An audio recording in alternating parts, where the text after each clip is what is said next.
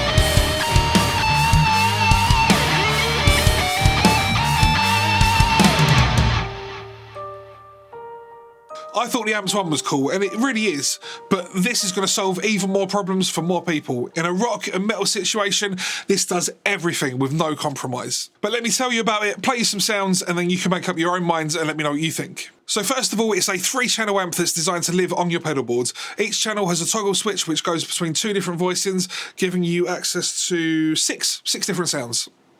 The clean channel has a warm setting and a bright setting for those guitars that are maybe a bit too dark. The crunch channel switches between crunch and super crunch, there's plenty of gain there, and then you switch to the overdrive channel, which has 2 settings, OD1 and OD2, and within those settings there's more than enough gain for anyone, even me. I find that there are generally 2 main types of guitar players, those that like to work with presets, or those that like more of a what you see is what you get sort of attitude, and Blackstar have considered both of these kind of players. By holding down the boost button for a few seconds, you can switch between patch mode and manual mode. Patch mode allows you to save your settings for each channel. Manual mode is a much more tangible function where wherever the knobs and controls are, they're the settings that you're using. The way I would use this is in patch mode for gigs and manual mode for recording, or when I'm running through sounds later in this video, the manual mode makes it a bit easier to work with in that kind of situation. I mentioned the boost button earlier, so obviously it has a boost feature. My first question was, is it a volume boost for solos or a pre-volume boost, like if you were to place a tube screamer in front of your amp to tighten it up or maybe add some gain? And the answer is both. You can decide exactly where you want the boost to be placed. I love that. They've kept their ISF control, their infinite shape feature, which allows you to move between a more British amp sound to a more American amp sound and blend the two to your liking. It's got a really great sounding reverb with 2 useful settings, dark and light.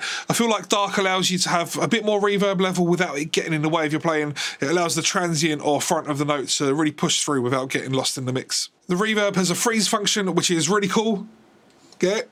If you press down and hold the reverb button, it'll play and hold that note in a almost synthy kind of way, allowing you to play over it. The power section has 3 different response options, a few less than the AMPED 1, but all the important ones are still there: EL34, 6L6, EL84, and the power is switchable from 100 watts down to 20 watts, and then down even further to 1 watt. As the unit is quite a bit bigger than the AMPED 1, they've got a bit more space on the back, which has given us a few more in and out options.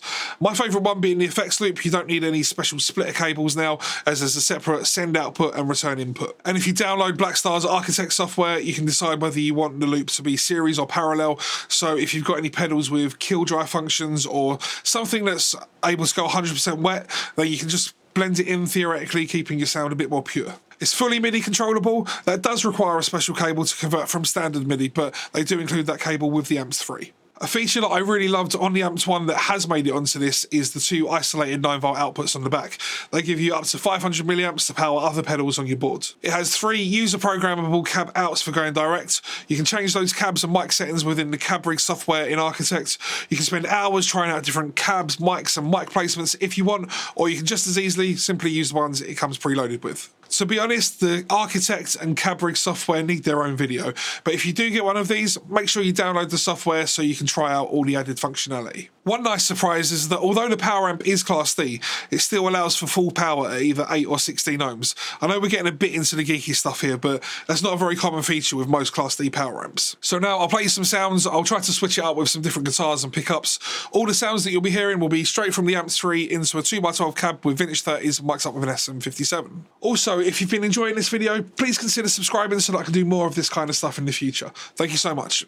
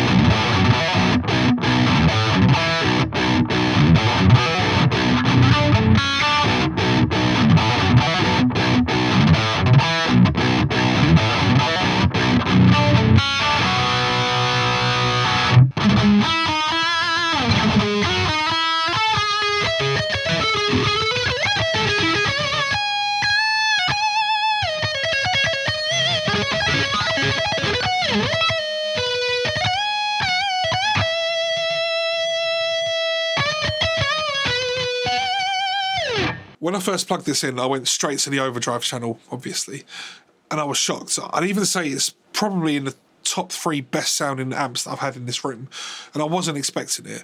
It seems to love the vintage 30s.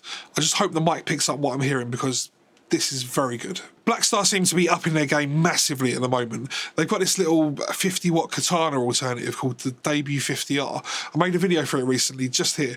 It's really impressive and well worth checking out. It's like £200. Thank you so much for watching. I hope this video has been useful, and I'll see you in the next one. See you later.